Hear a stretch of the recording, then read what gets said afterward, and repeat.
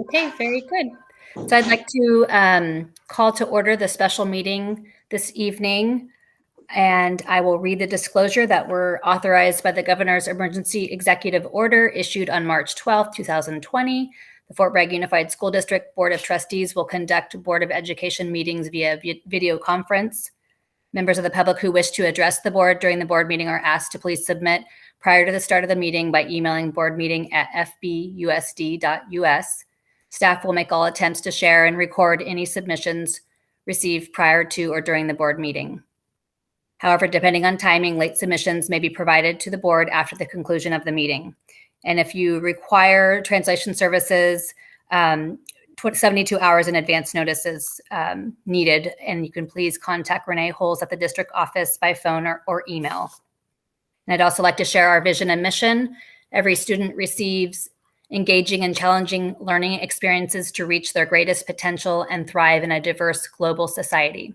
And mission is Fort Bragg Unified School District delivers exceptional, engaging, equitable, and collaborative learning opportunities for all students. And just before we approve the agenda, I just wanted to inform you that Jerry won't be able to attend tonight. And also wanted to thank you for taking time out of your busy schedules. I know Scott's going to have to exit, right at 6:30. So I'm hoping to keep the pace of the meeting vibrant but informative. So do we have anything that we need to pull, or do I have a motion to approve the agenda? Scott. A motion to approve. And a second? I'll second. Mary, very good. All in favor? Yes. Okay, so approved. So I don't know if we have any public participation. We have no public participation at this time. Okay, great, thank you. So we do have one action item, 2.1, job description, college and career specialists. Becky, would you like to introduce the item? Sure. So this actually came out from our LCAP meetings. We have a beautiful college and career center at the high school. Mary Makala, when she was a teacher, actually worked from there and started a wonderful legacy of helping kids finding jobs. Mary, thank you for all the great work that you did in that classroom, because you really set it up. You got the furniture, you did the whole decor, brought in the equipment. But now that room is sitting vacant, and we don't have, the counselors are completely overbooked on trying to keep that room staffed and do their work. So what makes the most sense is that we mimic what other districts have done in the area of having a college and career specialist. And this title actually came from other districts who have similar job descriptions and similar positions. So we are asking you to approve a new position in the district. You can look at the description that we are looking for someone to staff the College and Career Center 8 hours a day, 5 days a week, so that students can actually also receive help after school.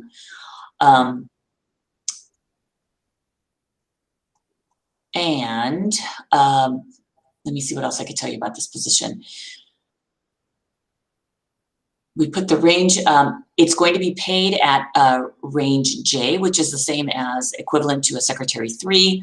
Also, 202 days, so that this person can be in the position before school starts and after school starts, so that there's availability to students. And then helping with other needs that we also have addressed in the LCAP with the career fairs, the college fairs, helping students with post-secondary connections, helping with applications, working with guest speakers to bring people in, helping them set up meetings with the counselors if there's specific things that they need. So I'm excited about this position. I think it has some huge potential to help us do some really wonderful things in the district. It's not just limited to Fort Bragg High School. Are there any questions? Mary? I'm just wondering, and I should have said something sooner, but it honestly didn't occur to me till just the other day, that the name of the room is the Career and College Center, and I'm just wondering if we could make the name of the position the Career and College Specialist, in that we hope all kids have careers. They might not all go to college to get those careers. So I didn't want it to be It matters hard, not, it matters not to me. So however you want to do it is fine. Okay. well, I'm not the decision maker either. I don't know if there's any objection to the switch of the two words, so it matches the room name. And so the other questions about the position or the funding? Also know that CSEA has not approved this yet, and it's not because they're not eager to, it's because they haven't met to approve it yet. So regardless of what your decision is, before this can move forward, we would need CSEA's approval. Okay. And do you know, oh, sorry. I wondered if we knew when they're going to be meeting next. I have no idea. I think it's sometime this week. Oh, Okay. And I just had a question about the funding. So that is the supplemental and concentration funds is where this will be earmarked because it came out of the LCAP discussion. Yes. The purpose. Okay. If there's no further questions, do I have a motion? Yeah. Mary? I'd like to move that we approve the, with the change of career and college specialist, approve that position. Item 2.1. Is there a second? Yeah, I'll second with the suggested change as well. Okay. Roll call, please. Trustee Babcock, Yes. Trustee Paoli, Yes. Trustee Makala, Yes. Trustee Snyder, Yes. and Trustee Mattson is absent. Motion carries. Great. Thank you. So the next items on the special meeting are reports out for our professional development this year. And really anyone that reports and needs to leave, you can do that. Like Renee, if you're not, budget your time appropriately. So Renee, you're actually first. You had attended a Brown Act virtual CSBA presentation. So just wanted to have you share a highlight, could be 3 minutes, 3 to 5 minute range. And anyone could ask questions. And this is also a time to, if there's some other issue that's been of concern to you, we can discuss it and then, find, at a later time the answer and bring it back to a meeting. So Renee, you have the floor. Okay, so I'm going to start from the perspective that everyone here is relatively familiar with the Brown Act and that you guys have all had basic training on it, and I am catching up to everyone here. So that being said, I do want to just share very quickly my screen for just one piece of the major takeaway for me during this this particular event was the section on the AB 992. Let's see. I'm not sure if you guys, could you see my screen? No. For a minute, we did see it. Oh, okay. Sorry, I didn't see it, so I wasn't sure what you were seeing. I didn't want you to be looking at, okay, there we go.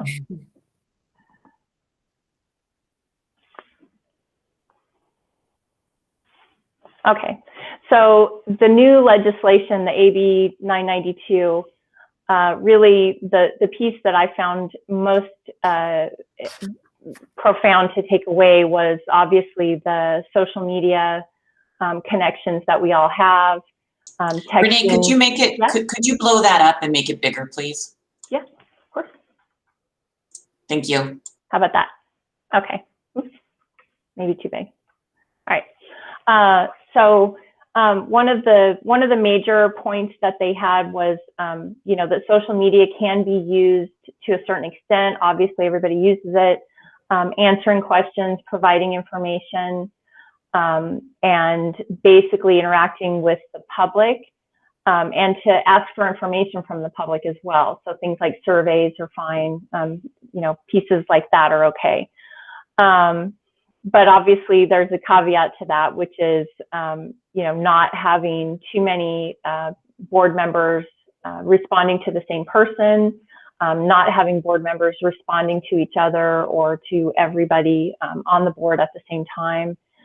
just being mindful of your social media interactions, which includes text messages and other social media outlets, because those become part of the board record, and those pieces can be requested as part of a public record if there's any reason to do that. So just keeping in mind that if you send something, you're sending it to the world, even though it may feel like you're only sending it to one person. Also, just being cautious of even things that you think might be innocuous, like the thumbs up or smiley face, heart emoji. If you're expressing an opinion about something with another board member or several, or mentioning what another board member might think of something, you know, just being mindful of that. You guys are very well informed on how to manage yourself. So this was just one piece that stuck out to me. So I wanted to be sure and share that with you. The other takeaway for me, I think just in general, was the limitation on communication as a group, unless you're in this setting and in this arena, whether it's an open session or a closed session. And just keeping that in mind so that the public is confident and able to trust that the decisions and the conferring that goes on for the board is all done at the highest level, and the professionalism is clear to people. So, does anybody have any questions for me on that? Thank you for sharing. And it actually coincides with further down in the agenda, the board member electronic communication. So that's been wrapped into our board policy, board bylaw that we approved last month. So there's a couple other pieces, but we'll talk about that. But I think those are some great highlights to remember, because people do get casual on social media and don't realize, you know, the limitations with that. You have to always keep it in mind. Yeah, perfect. And then the next item on the reports would be the CSBA by Mary Makala for the annual education conference, which she attended virtually for 2 or 3 days on her own behalf. Yeah. So I think I told a little bit about it back in January. A lot of it was about COVID-19 and remote learning, and that was most of it. A couple of things that really stood out for me, though. One was a school that created a parent ambassador program as a way of bringing families in. So, like, in addition to, of course, we're having our family liaisons, but these were parents that, for instance, the parent that might come to ELAC regularly, asking them and actually giving them some training in how to become an ambassador for the schools to, in an effort to get more parents involved. And part of it was that he said a lot of parents are intimidated by schools and school personnel. Like, you know, they feel like, oh, you know, they're not going to understand me, or I'm not going to understand them, or they're, you know, whatever it is, they're intimidated. So the ambassadors have really helped that program. It was Moreno Valley Unified. And so they had their parent ambassadors presenting with them. So it was pretty great. So it might be something that we would want to look into. There also, this is a way big thing, but in Sonoma County, at the Sonoma County Office of Ed, they had a group of industry professionals that decided that CTE and all high school students and middle school students actually in Sonoma County needed to be connected better to industry, and to understand what the needs are and what the expectations are and so forth. So they started this CTE Foundation that's now connected to SCOE down at Sonoma. And they've provided since 2014, $1.34 million in donations that they've gotten and grant funding that they've gotten, they've given to the schools. They've started 66 CTE programs in the various schools, or helped seed them. They didn't start them, the schools started them, but they helped seed with the seed money. Anyway, obviously we'd have to have lots of industry professionals involved, and it would be countywide, but that might be something that I'm going to look into. That would be nice. You know, Mendocino has Muse, And that helps them tremendously, has paid for a lot of their programs. So it'd be nice if we all had something like that. So those were two big standouts. Another one was on board governance with an equity lens, which I thought was very timely and had great information, but it's too much for tonight. So Mary, I had a couple of questions. Is that considered linked learning, or the grant money is just to help keep the state money coming in, or what's the connection there? It's not linked learning. Linked learning is a program through Connect Ed, and so that's, or West Ed really kind of is the umbrella program. But this is just a foundation that a few people talking in industry said, we need to get together and help these schools because we need good employees. If we want good employees, we need to be part of it. And that's part of work-based learning, which is happening in high schools. Anybody who does CTE programs is supposed to be doing that. But if you don't have good participation from industry, it's rough. And so just having them actually come together and meet with the players from the school and help get things going, even if it didn't involve money, is awesome and much, much needed. It's hard to set up internships and things, but when you have everybody coming together, you can bring all those pieces together and have a good program. But then when you have fundraising and it becomes something like Muse, which this did, the CTE Foundation, they are now an official nonprofit. So interesting. Thank you. That would be awesome. For sharing that. You're welcome. Does Anybody anyone else? Yeah, and other questions for the other two presenters? And the next report is board president workshop, and I attended back in February and had my first breakout room experience, and it actually was meaningful. We did have a bunch of technical glitches and whatnot, but it still was very meaningful. And all the paperwork that I received is in the board folder, so you're able to take a peek of it in there. And we've all, if we're MIG trained, we've all seen this stuff, but I found it, you look at it differently when you have a different position. So with a different lens, you looked at what was pushed out before in a different way. And so I just wanted to share a few sheets from the board workshop packet, page 13. It says a successful board president. So these are my goals that are given by CSBA is to listen, are consistent, do their homework, keep up to date, understand the board superintendent relationship, establish a culture of cooperative leadership, remain firmly in charge of school board meetings, follow adapted protocols, remain open to suggestions, keep a lid on explosive situations, are nearsighted and farsighted, and are advocates for public education. And so I really liked the big one for me was the focused decision making, the trifocal, that you're looking, close to you, but then you have what your end result wants to be, so that you can, have your goal and then go backwards, how to reach that. And just to have, sometimes we do look too closely without looking out. So they're just saying on page 13, there was a great, diagram of that. And they also said, guidelines for behavior. And we've done that thanks to Kathy's work of getting our governance handbook in place, so that there are expectations, and we look at that annually. So we're meeting those requirements. And then they just had, for everyone's purpose, 7 C's of communication: be clear, concise, concrete, correct, coherent, complete, and courteous. And they go into it broadly. And the other item that they kind of just said, they kept just saying, the best interest of children, make sure that that's your priority, the best interest of children, that's priority. And then it, goes down, of course. This year has been about health and safety, which is the best interest of children and staff.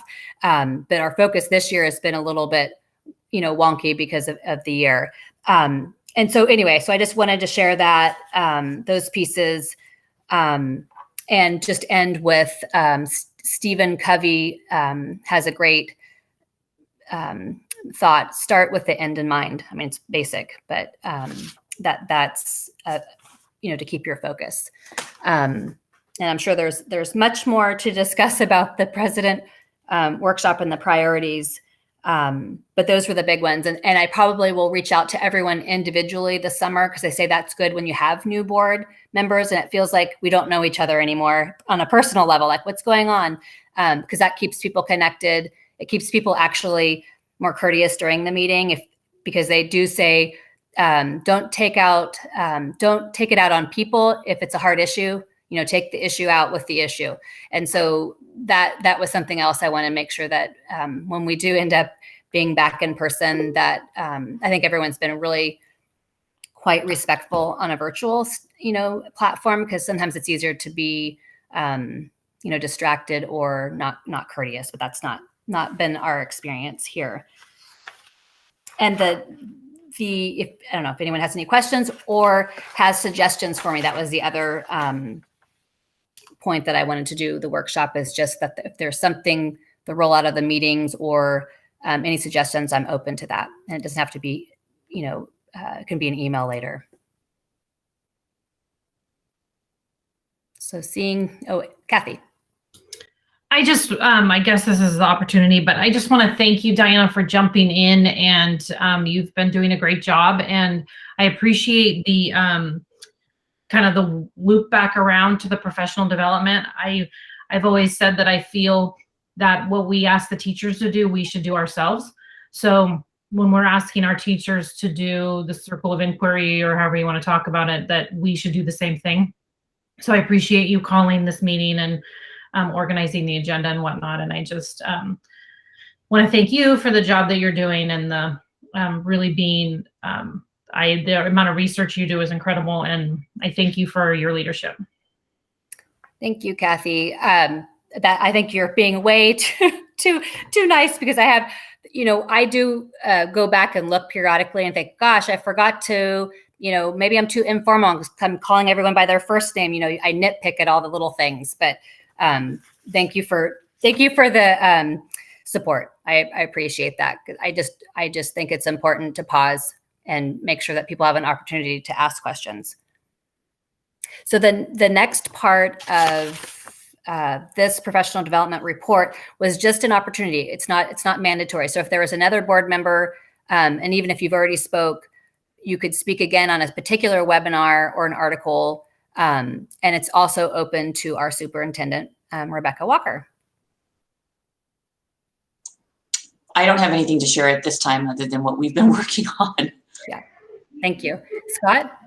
So it's not any specific article or webinar, but I know we've talked about this during meetings, but I wanted to just stress my concern and fear over the kids' mental health as school starts up. Every article that, I don't know, maybe I'm attracted to those types of articles, but I'm worried. And I know this, Becky and the team has been doing a good job trying to do what they can, but I think there's going to be a lot of struggle and hurdle ahead of us. And I'm concerned. And I think that we need to continue to work together to try and support staff and the district as much as we can. So I just wanted to share that.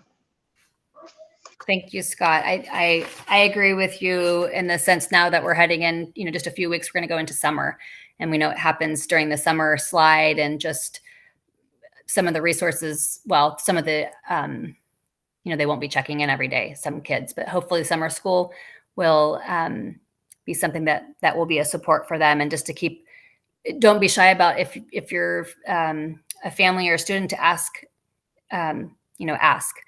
questions, ask for help.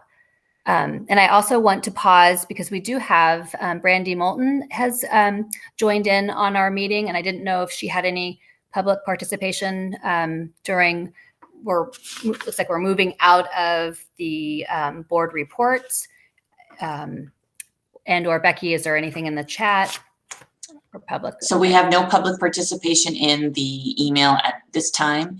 And because, let me just start off by saying that I apologize. I did not set up the YouTube for today. It just completely spaced me. It is set up for Thursday because I remember that meeting a little bit better, so I apologize. So we are recording this meeting right now on our Google Meet. So we're recording it and we'll post it on our website after the meeting closes. Renee did send out a parent square to our families saying that if you would like to attend the meeting, to please email her and she'll send the link to you. And Brandy did do that. So Brandy, I don't know if you have any public comment. You're welcome to do that at this time.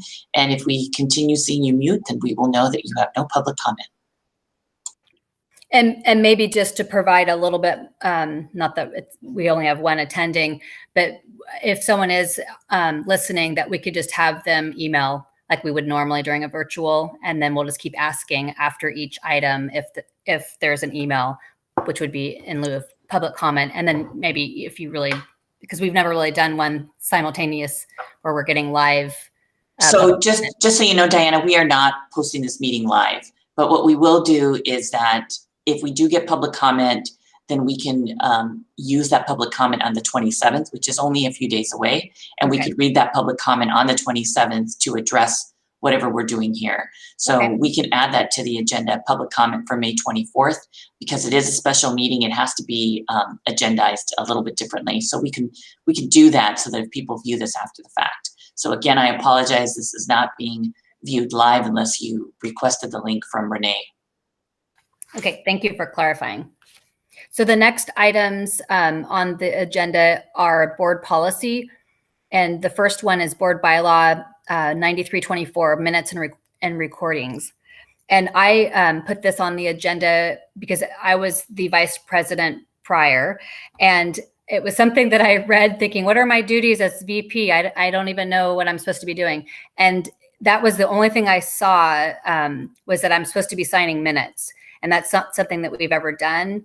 And so I really wanted to clarify if that's something that we can review that board bylaw and delete that or start to do that. And how are we compiling the minutes? That was the purpose of this item. It says that we have the VP sign the minutes after they're approved, and then they are stored in a secure location. And I'm assuming that they're probably stored electronically now.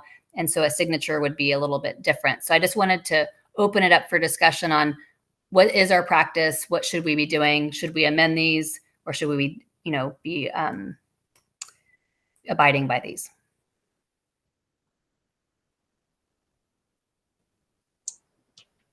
I would just say that I'm not sure if having someone do a signature is necessary, only because we are recording and archiving these meetings in perpetuity. So we do have a video recording of what's happening. The meeting minutes are memorialized also in print before they come to you as a board. Mm-hmm. So if a signature is what you want, it doesn't make any difference to me. It would just mean that someone needs to come down here and sign it, and then we need to scan and get it moving. I think everything that we do, we have a backup plan.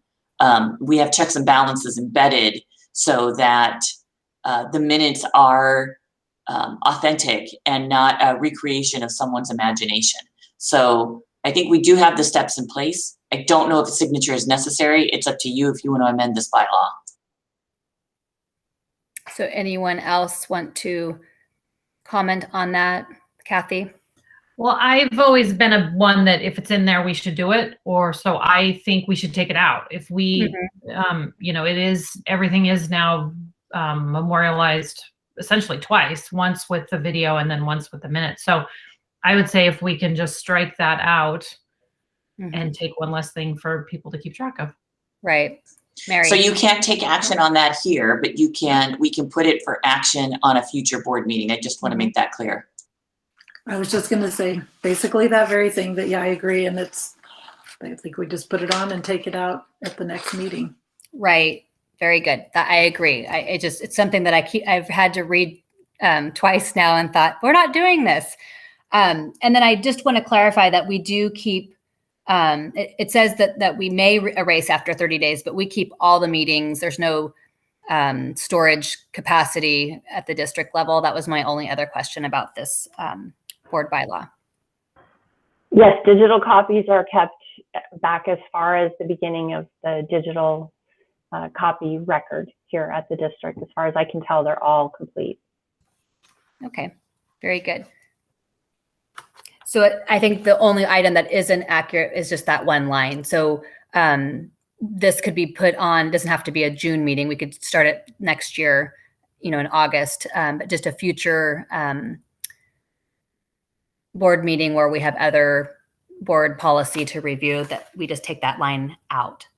And then the next board bylaw is the board member electronic communication. And this piggybacks on what Renee spoke of. And what I thought was interesting is that you could push out, if you do have a Facebook page, which I don't think any of us are doing any of these things, but I just think that it was a little bit different enough that I thought it would be worth talking about, is that if you do open up, let's say you're pushing out that it's Wednesday food day, and I think if I do an emoji, it's okay because it's just information. It's not something that's on our agenda or in our jurisdiction. But if I was I wanted to have information on transportation issue, and then Becky thumbs up, and then Scott says, no, why don't we talk about AM deliver, pickup or whatever, then right there's a serial meeting. So I wanted to clarify that that's very different. And it's just, I think it's good not to do any of those discussions because it can get, you just forget. And the other huge thing that I saw in this policy was that you can't limit someone's access. So once you start this process on your Facebook, you can't just decide to block people or exclude. So people need to realize that as well. I don't think any of our members have a Facebook page where that's their voice. I think everyone brings things to the meeting, or has a one-on-one conversation with somebody. But those were like the three pieces that I really thought were very different, because in the old days, they said none of it was okay, but they do say you can push out reports, or if someone says, I need a packet, you could push it out there. But I just don't do that. And so I just wanted to let people know those were the differences between the last time I took a Brown Act seminar. So does anyone have any questions or comments on that piece? Renee? I just wanted to remind the board that we do have a district Facebook page. So any interactions on that page should also be considered if you're going to give a reaction or respond to anything there as well.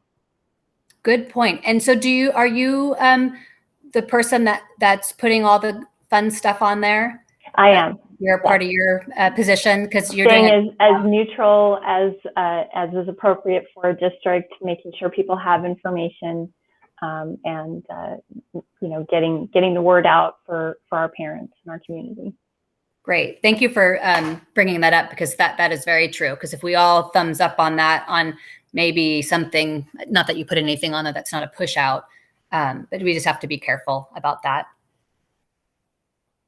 So the next board bylaw was in conjunction, and I'm trying to think what highlight I wanted to talk about. I think just that it had been updated, and we last adopted back in 15, and then now this one was May of 2021. And just to really understand the differences between a regular meeting, a special meeting, and then what classifies an emergency meeting, that you can adjourn, and how to continue a meeting within a meeting, and all of these are legitimate, and there's a process to it, and just knowing that special meetings, and if it's a public forum, some items can't be action on those meetings.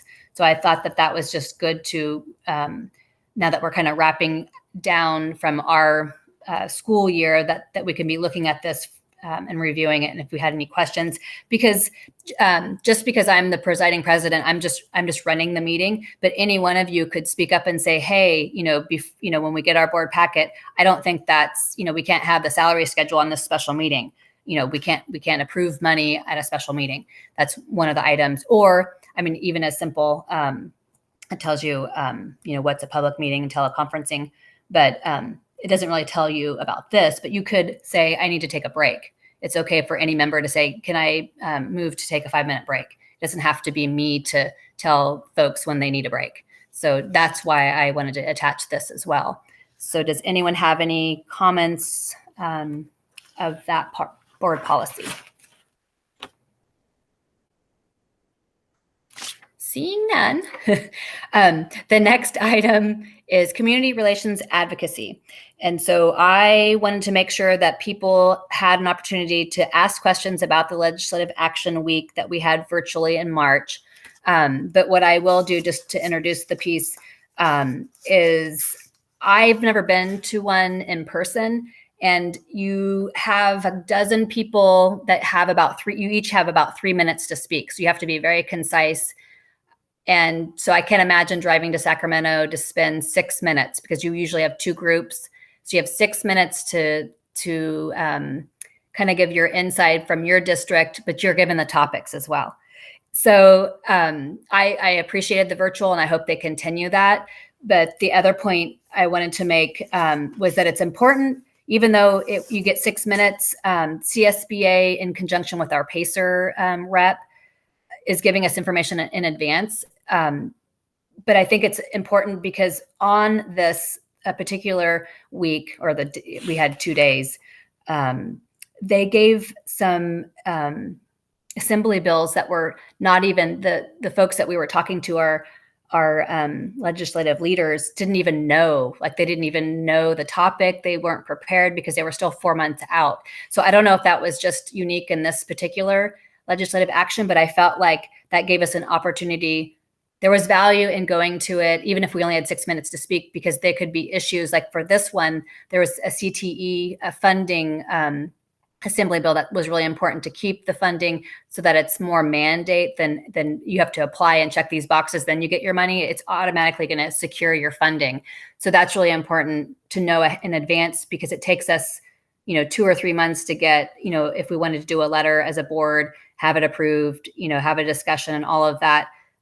So I just wanted to say that it is valuable, but just to know when you're going in or driving there, if that's a future, it is a time commitment. But I felt like it was valuable to know what was up and coming if we ever wanted to keep up with our community relations and advocacy at the state level. So Mary, did you want to add anything to that?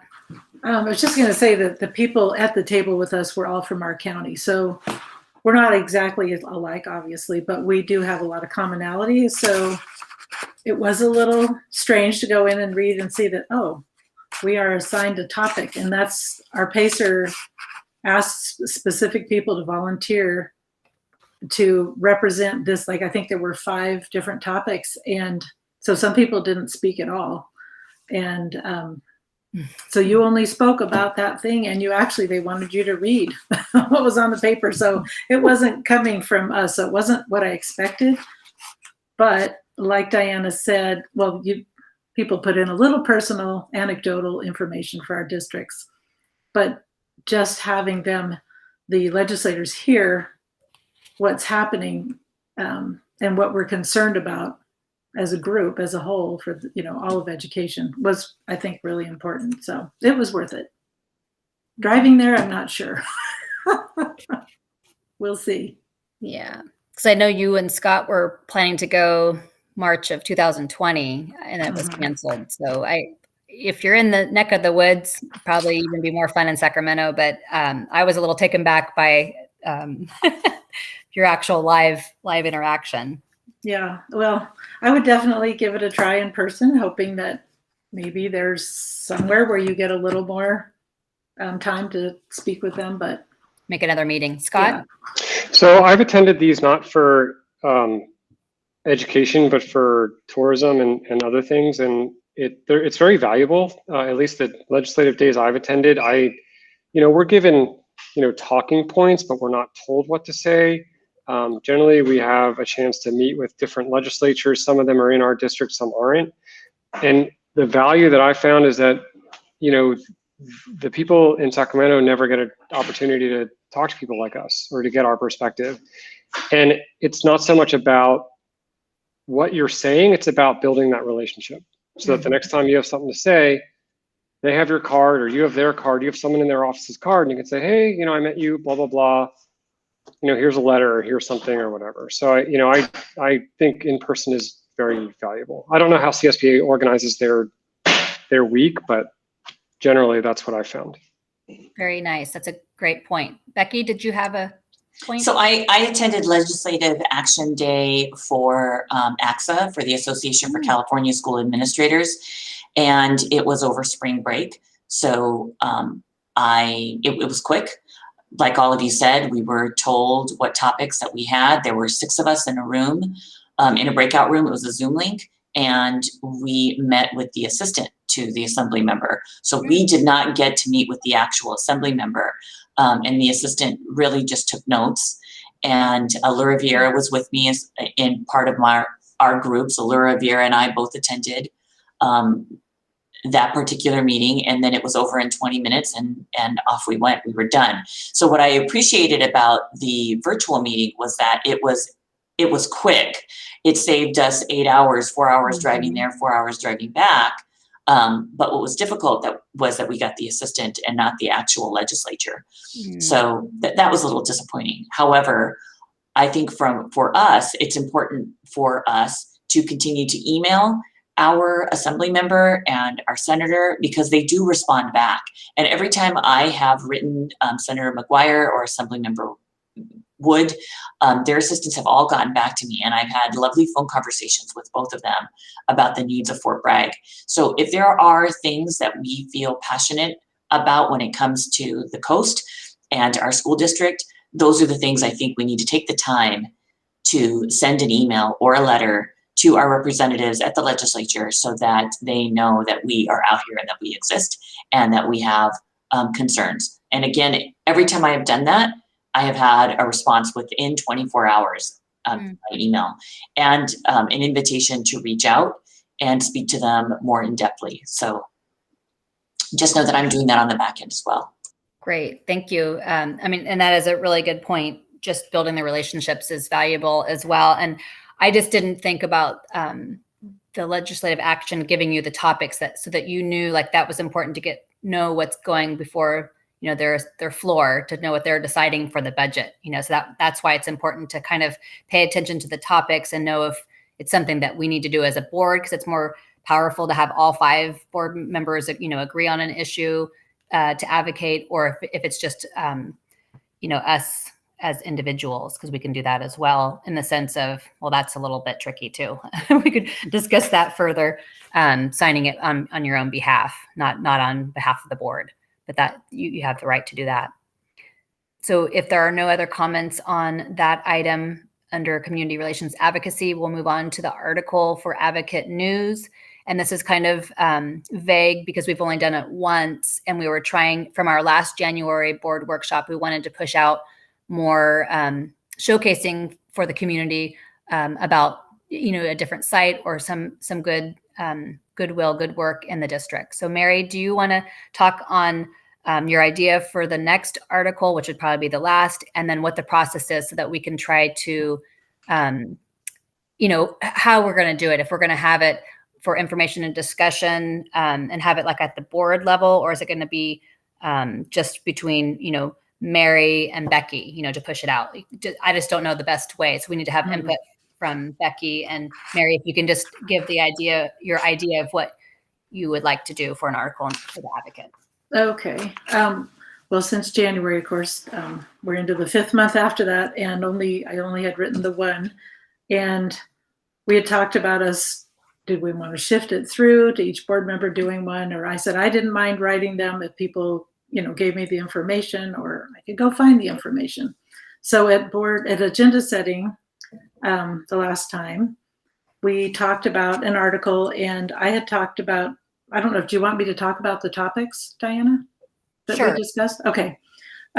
Because, you know, despite being in a pandemic, we have some amazing things going on in the district.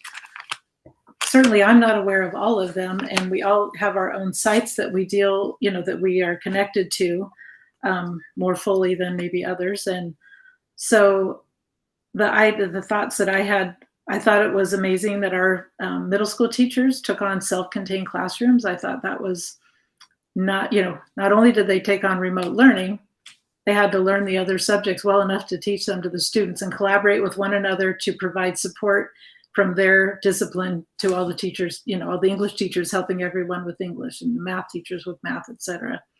So thought that was one. Alted is really run with big picture learning.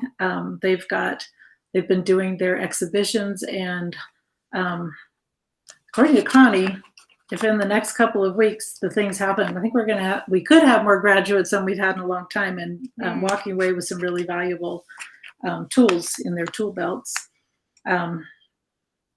Also, the Fort Bragg High School starting the Pay It Forward Pantry. I mean, it's amazing, and providing things for our kids that are so needed, and just knowing that their school cares about them so much makes a huge difference, and that the community's been amazing. Becky had mentioned also that, the ag program expanding, but it's kind of amazing. We're expanding a program in the midst of a pandemic. That's pretty huge, and it's really rolling along. So that was exciting too. So, and then of course our food service folks who have just been utterly and totally amazing for our whole community. I mean, nobody went hungry on the coast. I'm pretty sure it was because of them. And the food bank, of course, helped a lot, but they worked together too. So we had talked about, because it's gotten to the end of the year, that I write an article that touched on each of these things individually. So I don't know where people fall on that, or if somebody else says, well, I really want to write the article, and that's fine too. So Becky. So last week, myself, Bruce Triplett, Laura Vieira, Connie Belli, we met with Robin Epley, who is our fearless editor for the Advocate News. Basically, we met to have a conversation about graduation and the promotion ceremony and what the paper can provide as far as coverage for those events. So that was a great conversation. Thank you, Robin. But also during that conversation, we talked about what we can do to expand the articles in the paper to include more district events. And so Bruce, Laura, and Connie, we're all going to be looking at this from the lens of the school. And can we get students to write articles for the paper? Because when we can give our students a meaningful and purposeful position for them to write, that their writing does mean something and it moves on to the next step, then that's the best part of learning that we can provide. So we talked about things like a weekly athletics article, a monthly article on Student of the Month for Redwood Dana Gray, monthly student recognition that's already provided at the school sites, but putting it into the paper as a way of showcasing and highlighting those students. Working with the paper for weekly announcements on what's happening this week in FBUSD. We were looking at the bilingual family liaison, and are there events that we can not only put in the Advocate News, but there is a Spanish newspaper in this town, and Renee actually brought it to my attention. I had no idea. So doing some things where we could broadcast a little bit more and have things from our school sites showcased for our families, but also partnering with students to be able to provide those articles. So we're going to be looking at ASB at the middle school, ASB at the high school, looking at individual students at Alt Ed, because big picture learning is something that's pretty wonderful that's happening right now. And we've been talking with our alternative ed side, especially with the new building coming on board, about expanding that program. It can't just be a school for 50 kids. We really want to expand it, add more staff, bring on more people, and make that a true viable alternative education site as compared to a comprehensive high school setting. So there are many things that can be highlighted in the district. The difficulty is just finding the time to highlight it and doing it in a timely manner so that when you turn in the article on that Monday or that Friday, that it still has much meaning on the Thursday when it's published. So we are looking into that. We are exploring ways that we can highlight the district more. Great.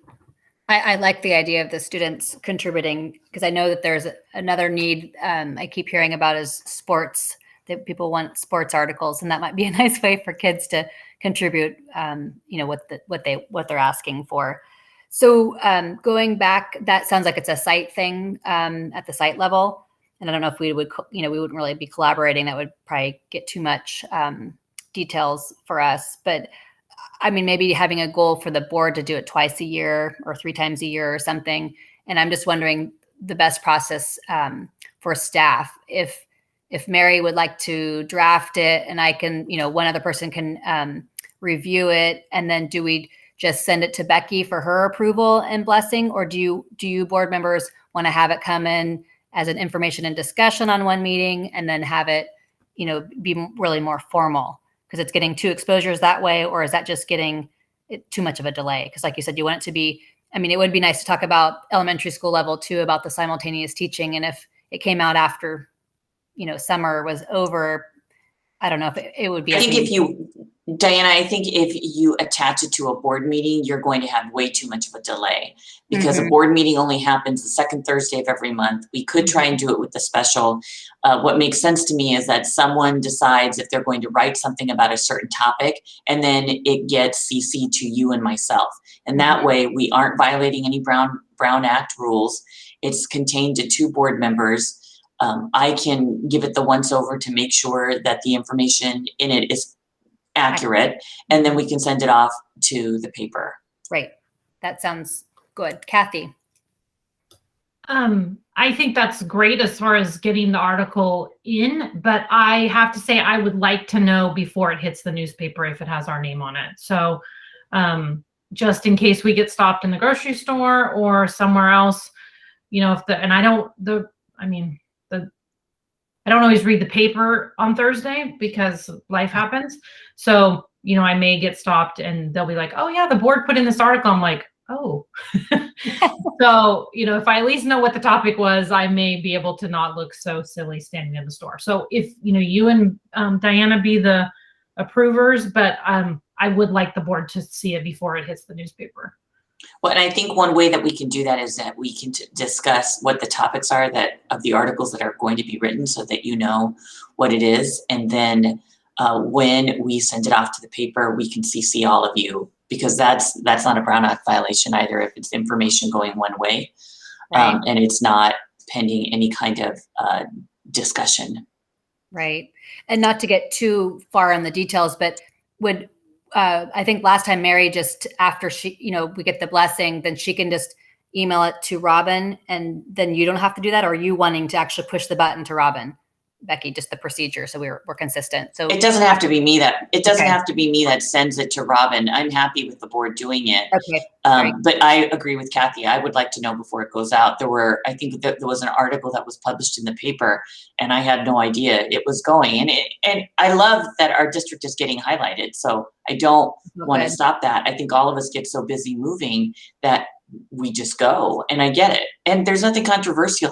You're writing about great things for the school district. That's not something that you would think in your brain, oh, I should probably give a copy to the superintendent. It's just about keeping us in the know. Yep. So that's what I just want to clarify. So when it is blessed by Becky Walker, then whoever is the writer of the article CCs me, and then I know that I'm given the final version, and then I can push it out as this is going in the Advocate. Don't reply all, or whatever. So that'll be the process. So just to make sure everyone's has the same information. And just CC me somewhere in there, please. Yes. Kathy. I just want to thank Mary.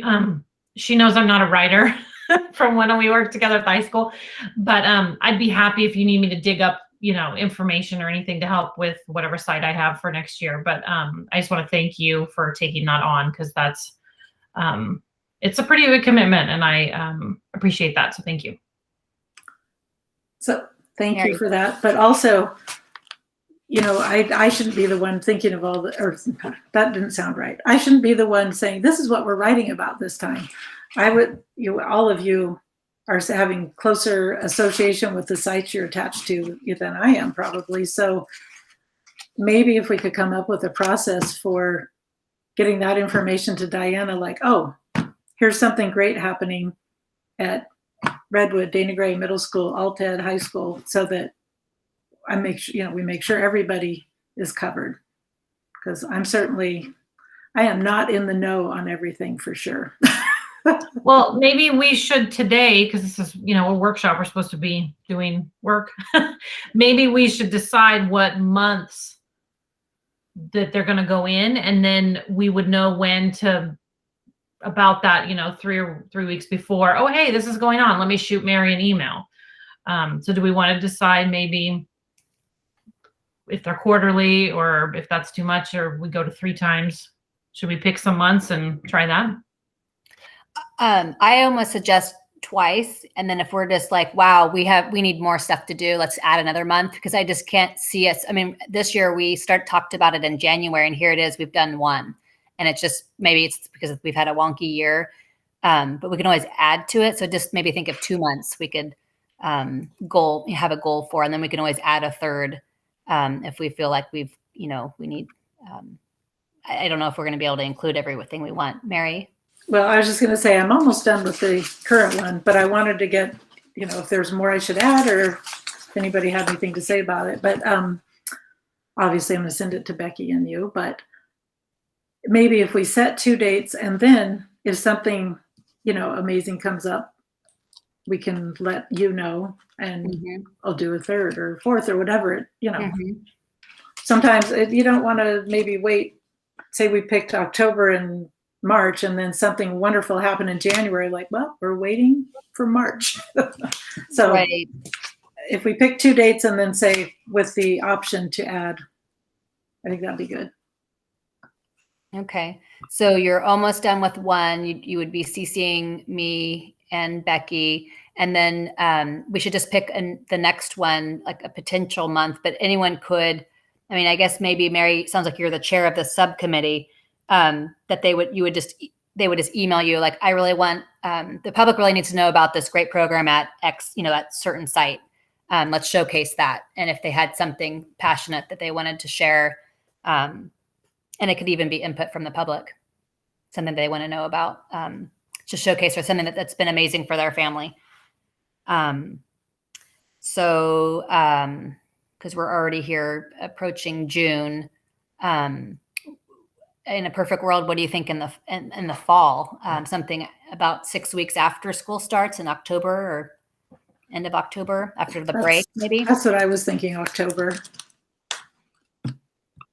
And we can just think about some topics, and have October be the next round after this, that you hope to get into in June, probably would be the next article. Okay. I'll have it done this week, before the end of the week. Okay. Sounds good. So the next one will be June, and then the next one after that will be October. And then we can always add more, and just know Mary is the point on that.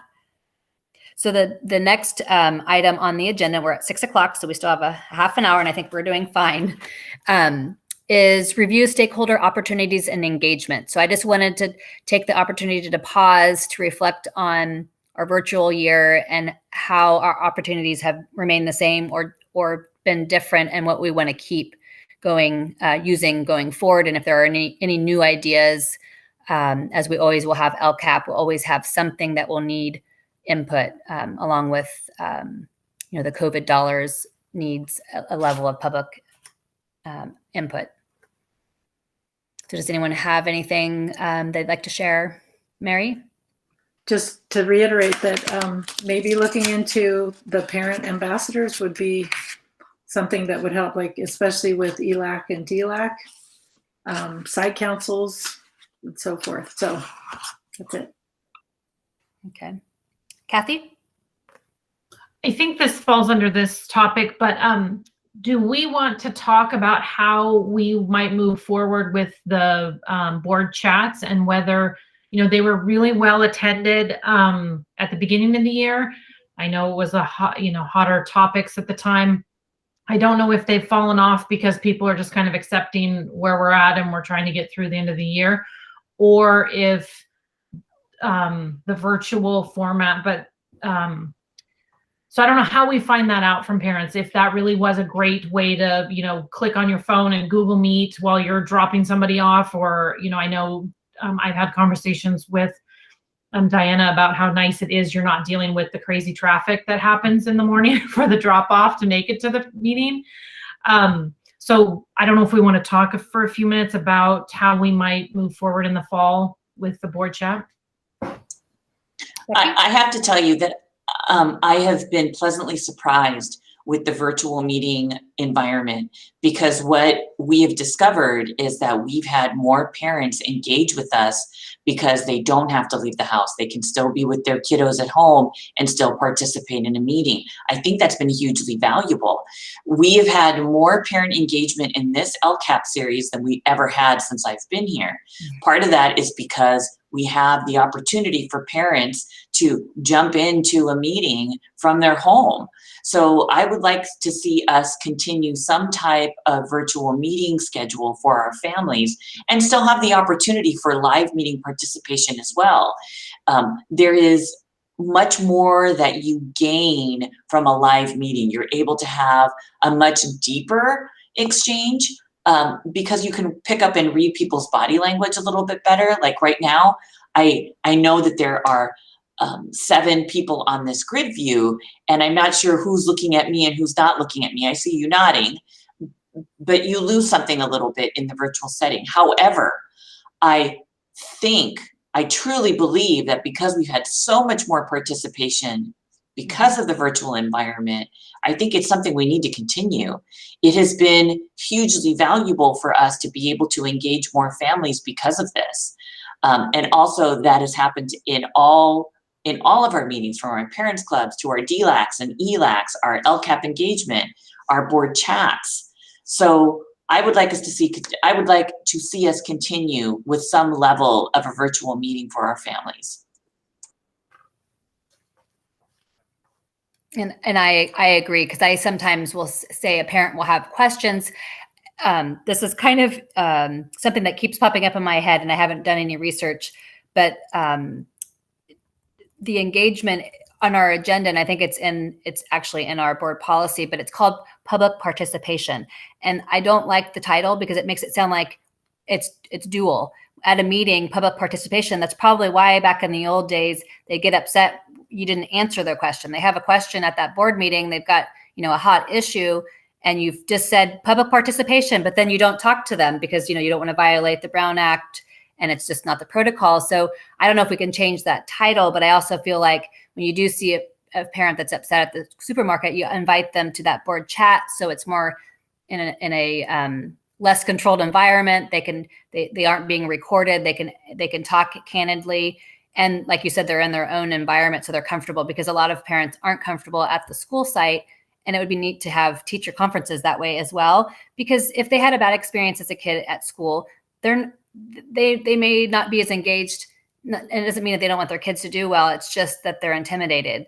If their education doesn't match the teachers. I just feel like it is a really good avenue, and to have it dual, to do both virtual. And I like the idea of the parent ambassador. It's kind of like a task force. And so during the summer, this is the other reason why it took us 5 months to get this meeting on agenda, but I also want to have it where during the summertime, we can kind of reflect on these things to make a different year for us as a board, or what our priorities will be as we're going to our individual agenda settings. And something that, since it's kind of funny how some things have been intuitive without us even knowing, but I went back to some old minutes, and I had asked if it would be possible to maximize Becky's time. Like, can she do this great LCAP presentation or record it and somehow push it out to families and have that? And we weren't doing Google Meet. We didn't even know, like, how would you do that? I don't know. Like, I don't know if we could, like, what would, all the things that we didn't really know how we'd meet that. And it would be kind of cool to think about that for next year. Like, how can we take some presentation that you've been going around, even though it's just nice because there are families that like that.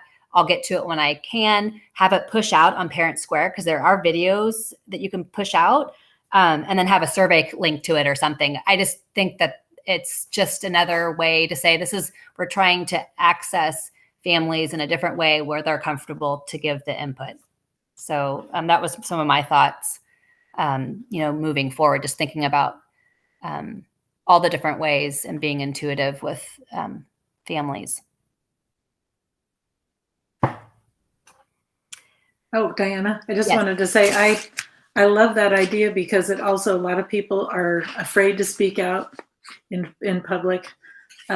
person to person, but in a survey, especially an instant response like that, it's very efficient for one thing, but it's also allows for someone to say what they're feeling without thinking somebody might think they sound dumb or they're whatever. You know what I mean? Their questions. Because Right. I think we've had a couple, I think as a high school parent, there was a survey that went out and it was great. You know, you could right from your phone, you could just fill out the survey and then just to have, I mean, the next level would be just to have a comment space because there's always a question that maybe the staff want to know, but the parent wants to just push out some information, you know, if you want it or not. And so I think that's sometimes you get some tidbits of people's pulse of how they're feeling about a topic or Right. a need. If there are no other comments on opportunities for stakeholders and engagement, we can move on to public relations and board role. And so I just wanted this opportunity to continue because this was an area that we self-evaluated ourselves that we could always improve. So I don't really have too much to speak on this particularly, but just wanted to know if everyone's feeling like they know what their board rule is and if they had any ideas for different kind of public relations or, you know, just knowing that we're the what and not the how. And I think Becky's used the analogy that we're kind of the grandparents. So we've given the policy, we've given, you know, we've had some guiding documents that we've helped, you know, create. And so we get to kind of sit back and see how everyone's, you know, rolling that out with, you know, and we can't say, well, you need to do this at that site or, you know, why are you doing it that way kind of a thing. So just wanting to open up that conversation to see if anyone has suggestions or ideas or an area that they struggle with because they feel like this should be their role and it's not.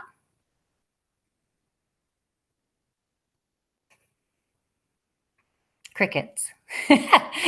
So I guess everyone understands their role and understands their limitations and understands where you put your energy if you don't like what you see, you know, like if there's a policy, I mean, as simple as saying those minutes, we should cut that line out. You know, we're not doing that, or do we need to do that? Just pausing and finding, making sure that we're staying within our roles and yeah.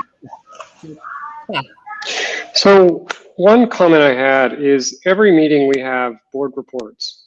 And I think the assumption is that we talk about things that we've done in the district or things that we've heard, but a lot of times I may have a comment to make or something that I want to tell you guys in a public forum that I would like to be, I know at the end we have future agendas, but maybe it's not that formal.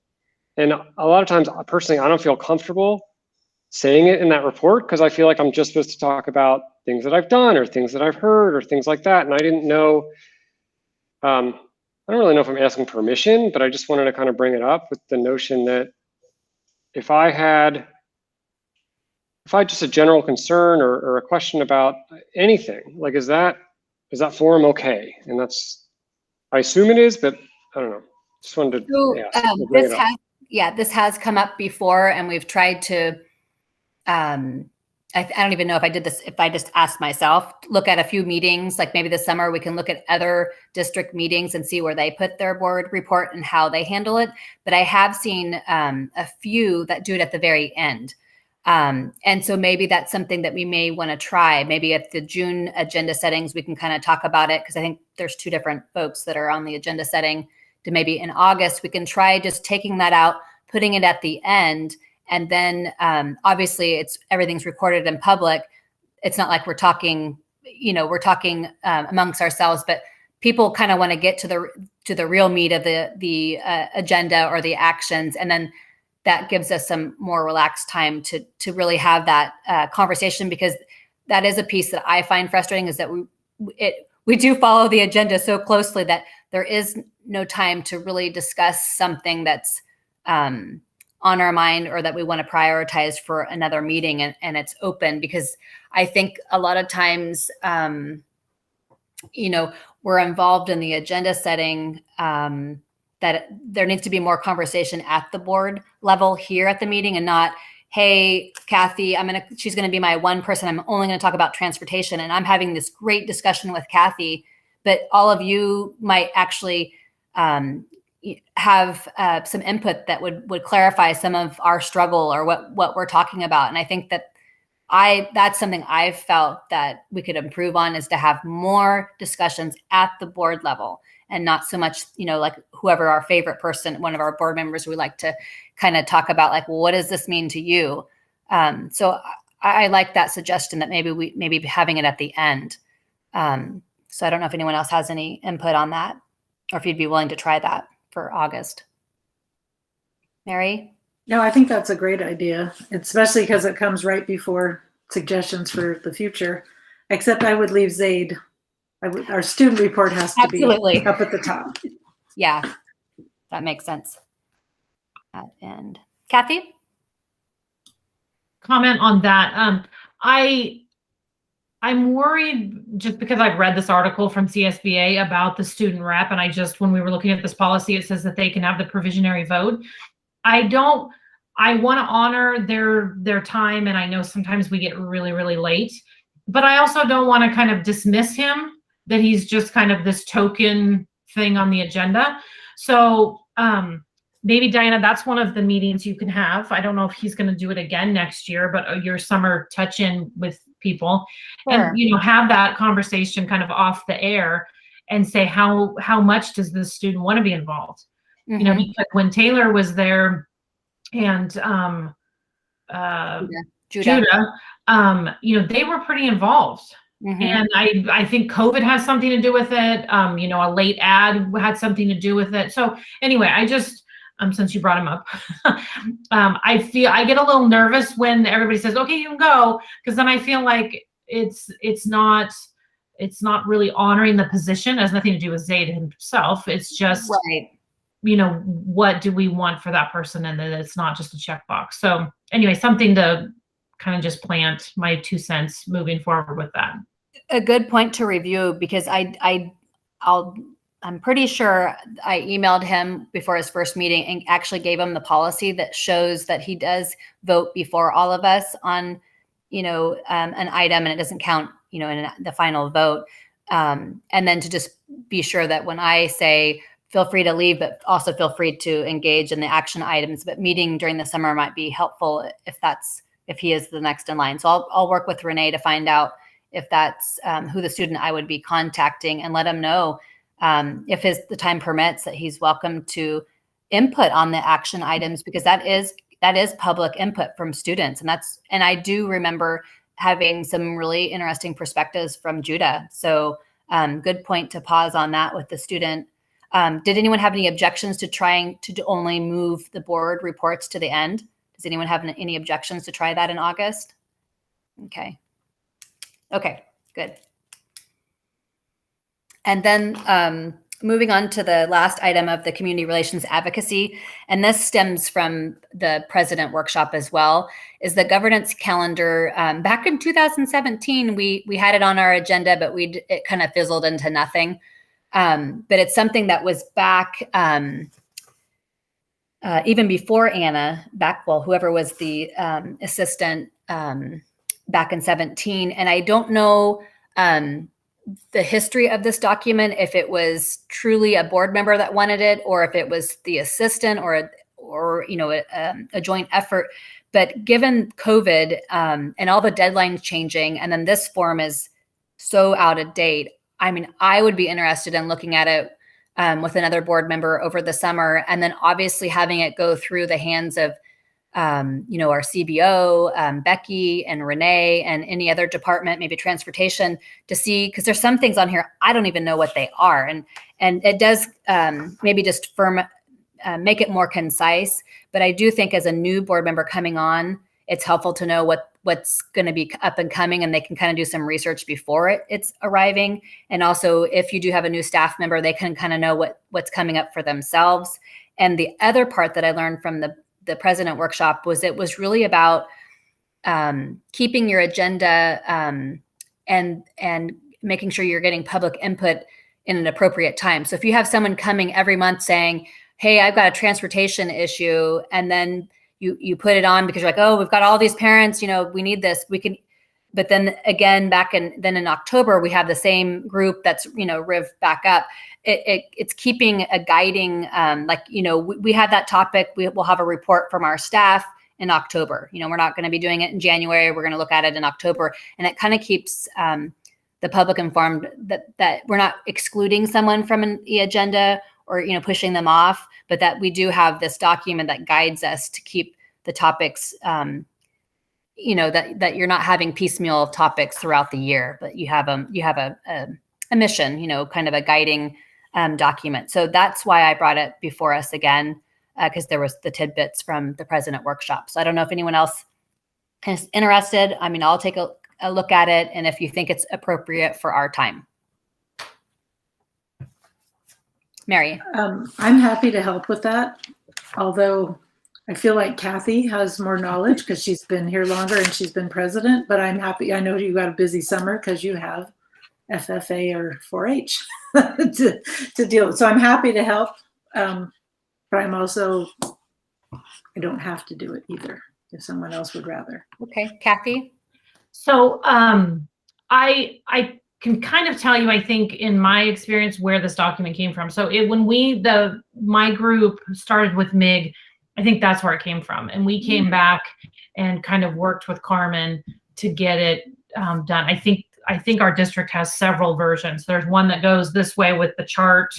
That one was floating around. 2008. So there's been lots, and I think that was just our push to really try to go with CSBA standards and be organized. As a former president, I will say I like those types of things because it just keeps me, I could pull it out at the, meetings and stuff, even when I was just on agenda setting. But I will tell you that in my experience that Anna just took care of it.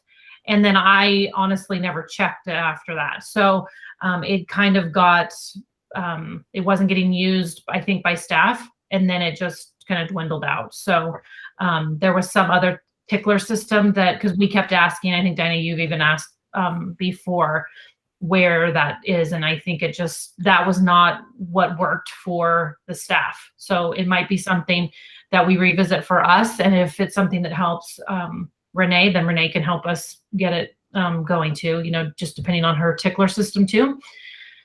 But I'm happy.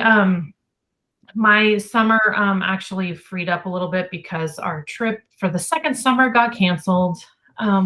So no 80th birthday trip for my aunt.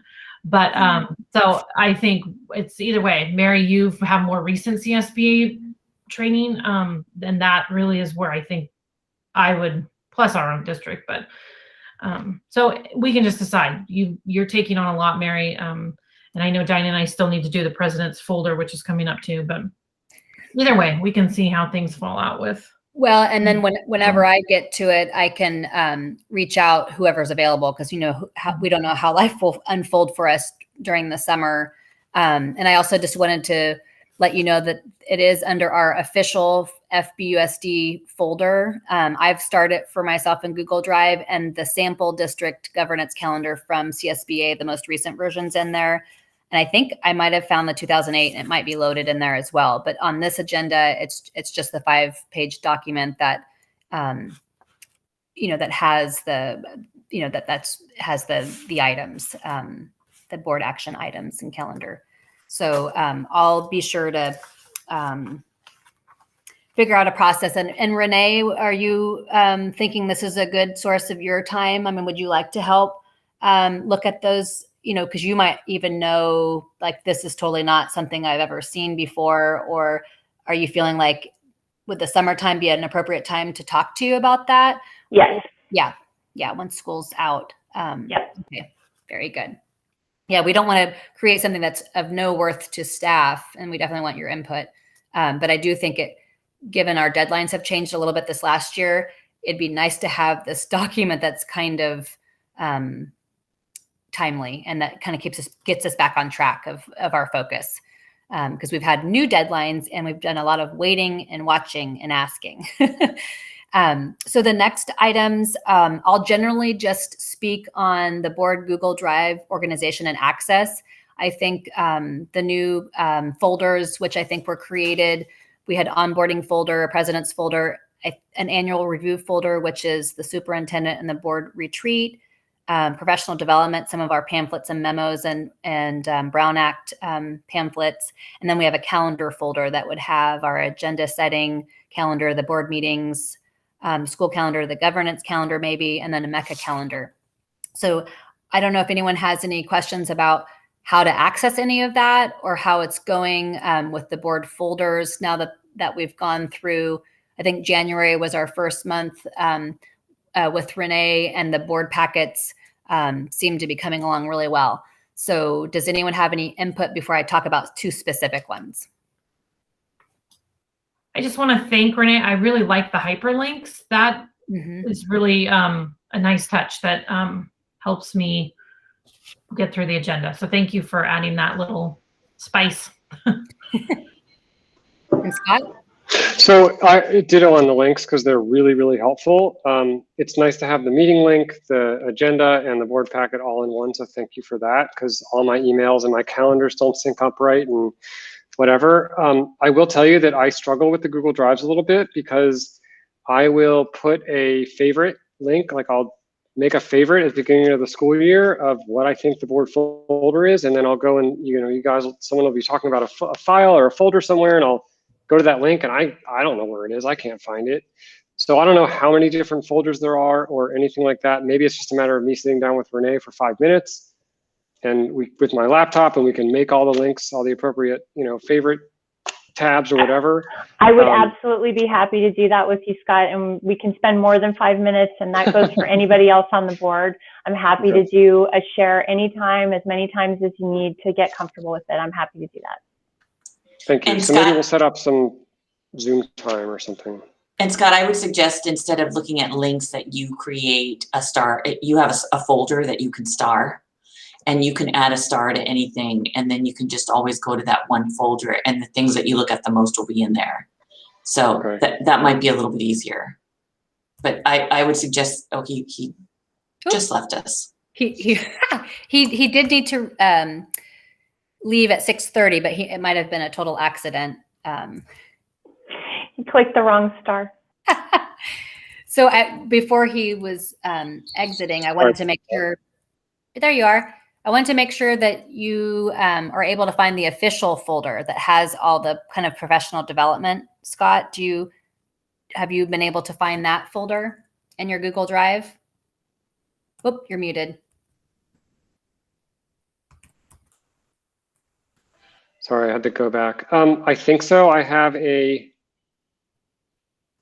It's FBUSD Board of Trustees official folder. I just want to make sure everyone could find that on their drive. You can search it. Scott, I would suggest that you bring your laptop to the district office and spend 5 minutes with Renee, and you'll say, I should have done this sooner.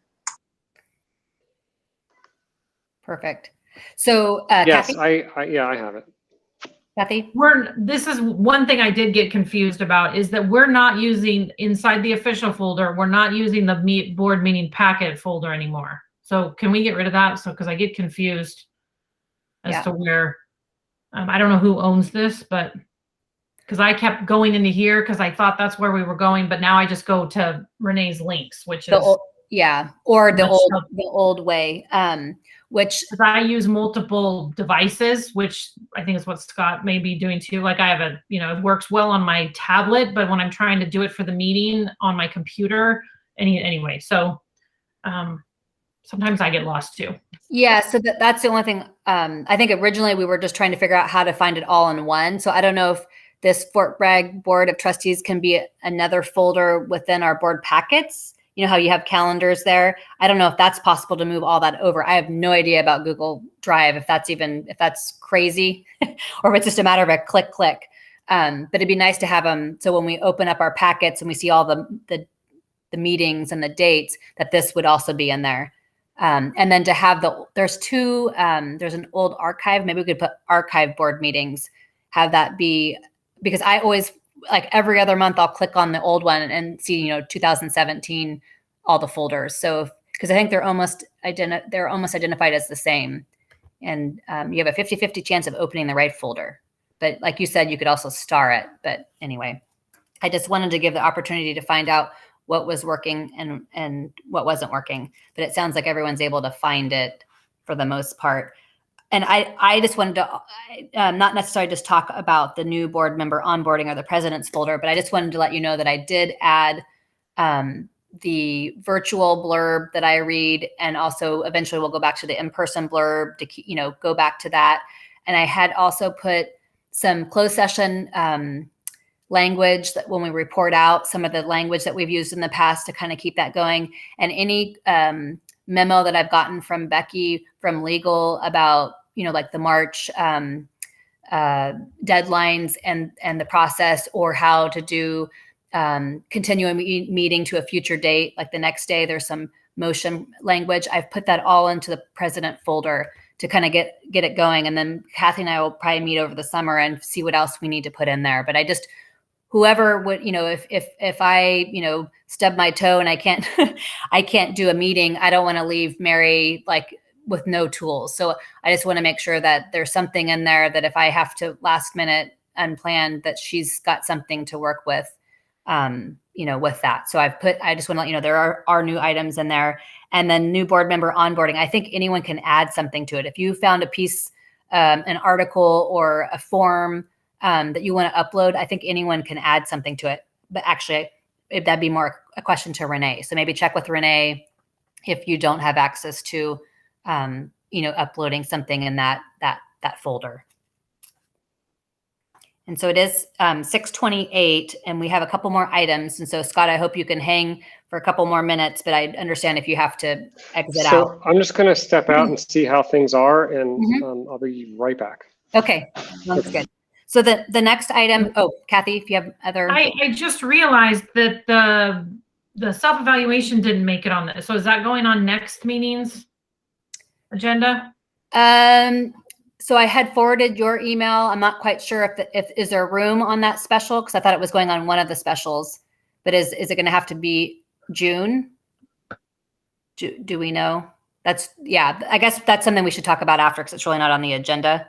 But it did not. You're right. It did not make this. Okay, so just make sure, because I pressed Scott. He's not in the room, but I pressed Scott for us to get that done, and then it didn't make it. So yes, I feel bad. Well, we have Thursdays, so I'll call Renee tomorrow. And we also have, because that self-evaluation happens in January. Is that right? Yeah. We did that in January. We finished it. The board wanted to redo the tool. So Scott and I finally had time to do the tool, and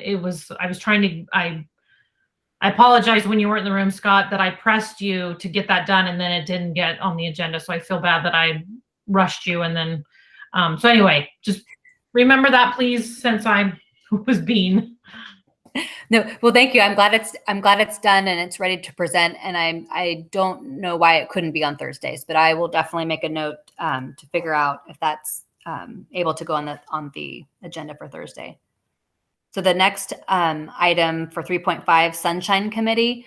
And this I wanted to put on, Mary had brought it up, I think it was before agenda setting, that we oftentimes as a board like to contribute staff appreciation items, or maybe, we've had a board member retire in the past, we've had someone move away, and it would be nice to have kind of a budget for the year, like maybe everyone puts in $100.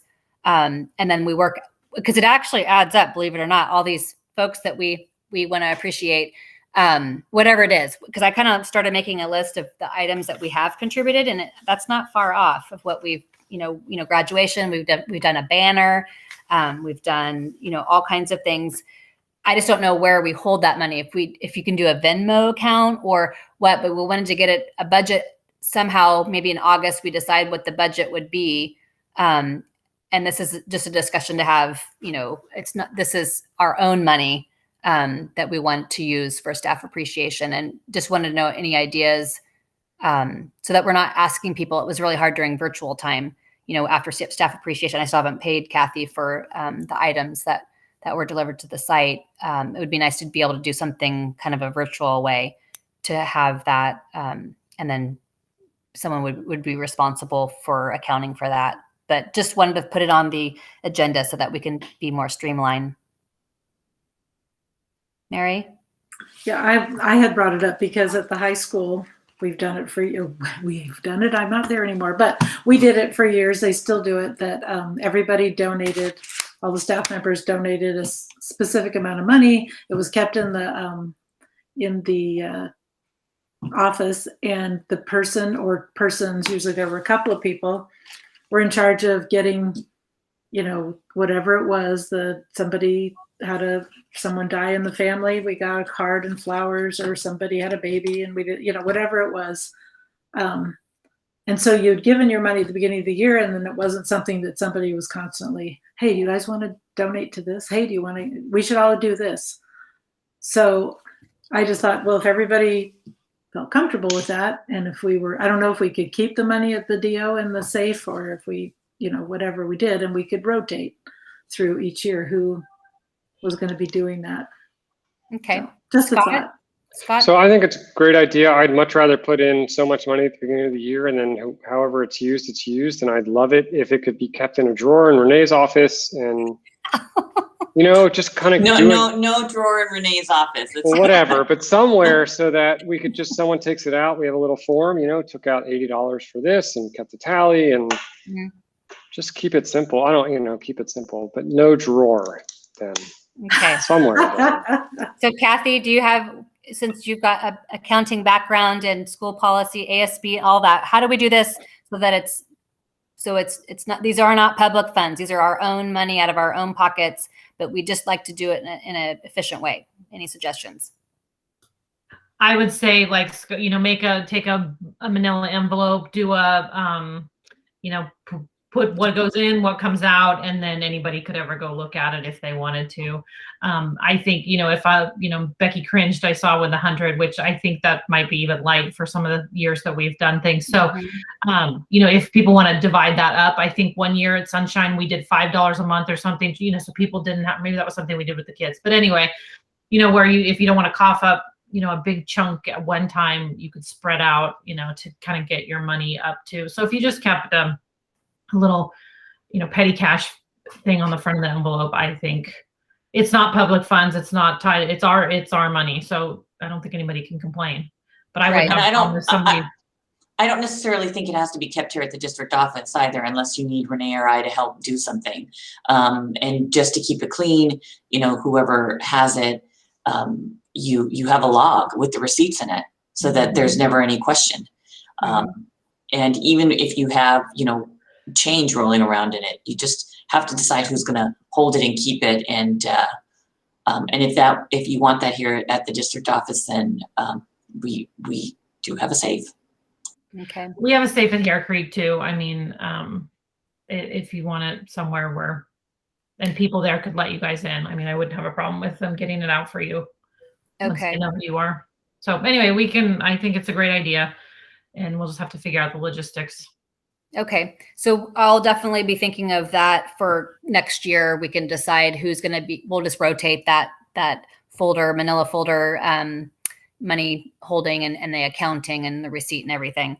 But I like the idea too, instead of doing this running around and then forgetting who we paid and who we didn't pay back and all of that. So we probably need to do an accounting, reverse accounting, maybe what we all owe. So, but I just wanted to give that discussion time.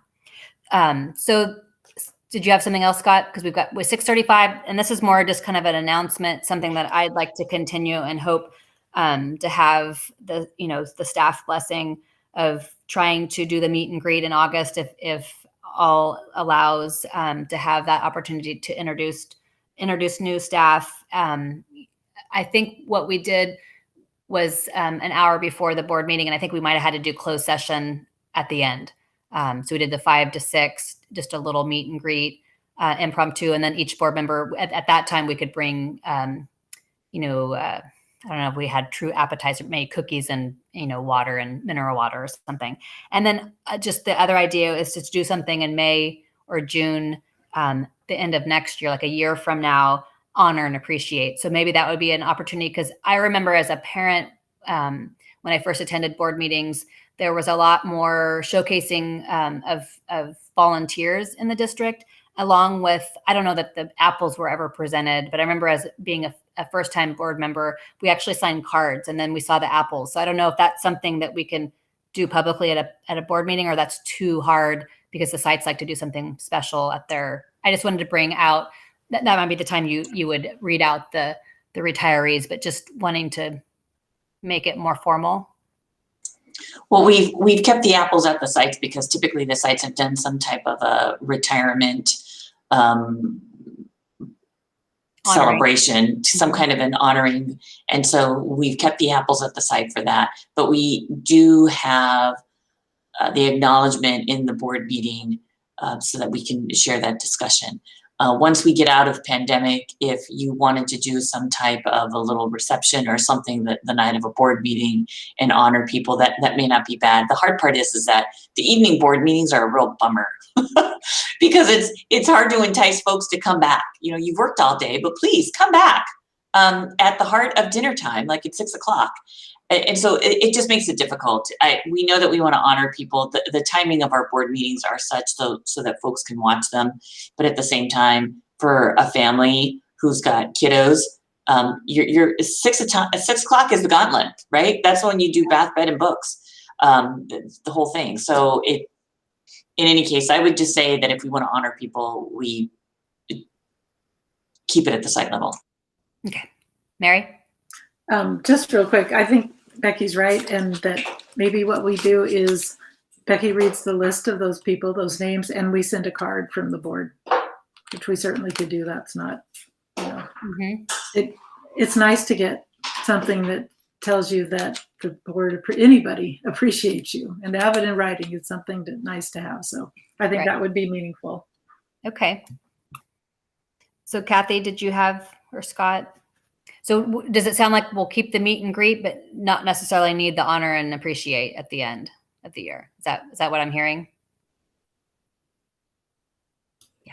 I mean, I don't think we should totally disregard it. I think it really was a nice event at the beginning, and maybe we don't have the apples, but we still could have an open house. It's and still just nice maybe to have just an end, not only for the retirees, but just thank you for putting in another year, so.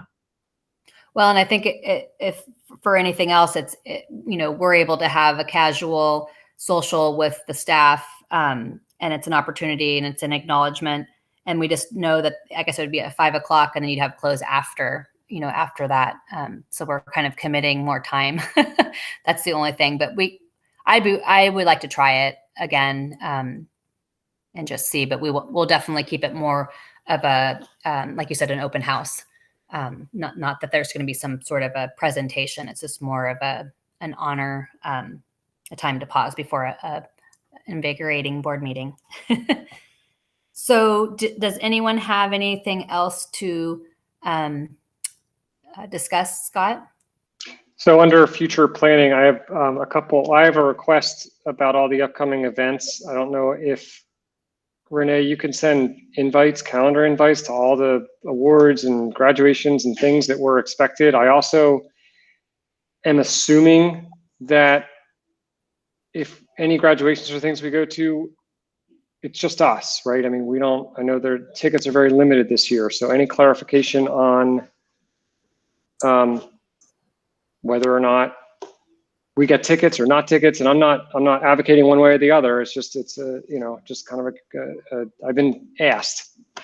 So tomorrow night is scholarship night. We are doing a live event at Fort Bragg High School in the gymnasium. All of the scholarship recipients have been given 2 tickets. The board has been invited, and I have been invited to sit in a different location other than where the parents are going to be. So that's why you have an invitation to that, and it doesn't impact the tickets. Because I did express to Bruce and Jamie, that no one on the board, including myself, wanted to take away from a kiddo being able to have one more person. And it's just the way the gym is set up. So that's why we're doing it. And also it's our first one. So folks are going to remain masked. So if you would like to attend tomorrow, there's a space for you that is outside of where the parents will be sitting. And I don't think anybody has a senior on the board, correct? Jerry. Oh, okay. So, but if you do have a senior, then you can either sit with the board or sit in a different section. Okay, thank you for that. And Kathy? Can you piggyback on whether we're supposed to go to the parade and not the Friday's? I mean, since Scott brought it up, can we kind of go over the whole thing on, because again, I really don't want to be accused of taking a seat. So all of you right now, the plan is that if you do attend the graduation, you're in a different section. So Timberwolf Stadium has been mapped out for parents only. I shouldn't say that, for graduation guests. So you would be sitting down on the field and you would not be impacting the seats in the stadium. So if you would like to attend the graduation ceremonies, the promotion ceremonies, you are welcome to do that. You will be sitting down on the field. You'll need to be masked, even though it's outdoor, and you will not impact the number of tickets a graduate or a promotion 8th grader will have. And I just want to ask about the language you're using. So in the past, at least I've only done one or two of these. It wasn't so much if you'd like to come, it's like, the board was expected to attend all these events. I'm assuming it's the same this year, or? So here's the deal with this year. We're still dealing with the pandemic. Yes, we are on the safer side of it, but it's still a pandemic. So much so that we have to limit the seating and we have to limit how people are entering and exiting the facility. With that said, are you expected to attend? I would say this year, the answer to that is no. I do need someone to attend the graduation ceremonies with me to confer the diplomas. That is part of Ed Code that we need to do. So it is expected from me, the superintendent. I'm saying I expect at least one board member to be there so that we can confer the diplomas. And I don't, it's up to you. Typically it's the president. So Diana, if you can't, then we would go to Mary and say, Mary, as the vice president, can you attend? And if you both can't, then we would open up to Kathy, Scott, or Jerry. And in truth, if someone said, hey, I'm going anyway, then all of you could say, okay, we'll just let that person go. There's really nothing too formal about it other than that. So are you expected to go, Scott? I would say this year, we are gonna say no, because it's a unique year. Thank you. And then, Sorry. Really quickly, Mary, and in response to what Kathy had said, it's up to you guys if you want to do the parade. You have a beautiful banner. We could use the banner and you could be somewhere close to on Dana Street. And that way you could still all be together and then just walk over to the ceremony. It's up to you. That's exactly what I was going to ask, because that was, I don't know, I thought it was really fun and touching last year. And it's the first time well, as a board, I've only been on it 2 years for that, but that we actually got to see the kids as they went by and waved to them and hold the banner. And Kathy got that gorgeous banner. And yeah, that was really fun and special. Great. Any other questions, or Kathy? I just want, if you guys could be pretty open about any feedback, because I will be there. I've been there since, since I was on the board. I personally, anyway, we don't need to go there about where the seating is, but I don't want somebody upset because we're sitting there. So if you hear any flack, if you please would just pass that along to Diana, who could then share it with us or whatever. I've got them on my calendar to be there, but I also really don't want to upset any families, because even if we're not changing the capacity, it's emotions are too high and I don't want to upset anybody. So I agree totally. And also staff. I don't want to have staff feel like, and I know where you were going with that, Kathy, and I'm in agreement with you that we can be in the very back row. They can put us over across the field if they want. We can hear it, but yeah. Anyway. Right. We don't, So- we don't want to create hurdles. We want to be supporting and whatever that is that we need to do. So last question with future planning is, I noticed in the governance calendar, thank you for posting that. It's really good to see all the actions that are necessary. Looks like June, there's a couple special meetings. Have we scheduled all of our June meetings? We have the 2 regular meetings. I don't know that Well, it said there's the evaluation, it says a special meeting. the superintendent evaluation. Yeah, So that will probably be a closed session item on both. It usually takes us 2 meetings to get through it. So those 2, the 17th and the 23rd, we'll have it closed at 5 o'clock in order to start that process. okay. So the fact that this calendar specifically says special meeting that's not a board policy that it's just. It's an optional way to address the need. Understood. Okay. The LCAP meetings have been a little bit of a wild card. In past years, it's taken us a little bit longer, but I think with us doing a first read in May at the special meeting with the site plans, it takes a little bit of the pressure off those regular meetings in June. We have to have 2 regular meetings in June. There's no way around it because the LCAP has to be presented in a public hearing and then it has to be approved at a separate regular meeting. So if you have, if you feel as a board that you need to have a much more robust or a healthier conversation about the superintendent evaluation that is going to exceed the hour that you typically have allocated for closed session, it might be a good idea to move that into a special meeting so you could focus on that. That's your call. Okay. That wasn't why I asked. I just wanted to. It just could said be special though. meeting, and I'm just more interested in calendar dates. Well, Mary? well, speaking of calendar dates, so you were saying the 23rd, but on my board calendar, I have the board meeting on the 24th. You're probably right. I was just using my memory, which isn't. Oh, no. Well, I've heard both. That's the thing. Over the last couple of weeks. It's definitely the 23rd because and we it's couldn't on do my, Tuesday, we didn't do Monday. It's the 23rd, Mary.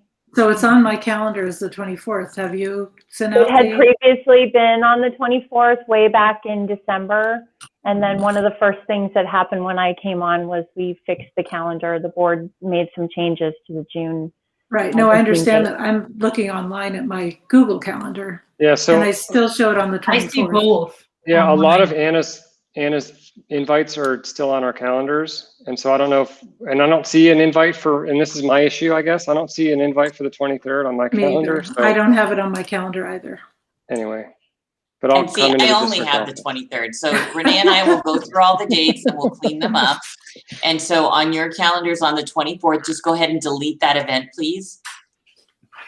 And that's fascinating because I don't normally rely on this calendar. I only get my Google Meet from this, my link, because I use paper calendar and my paper calendar says the 23rd and the 17th, but I don't even show those other dates on mine. So I don't know why mine's clean and everyone else's has many dates.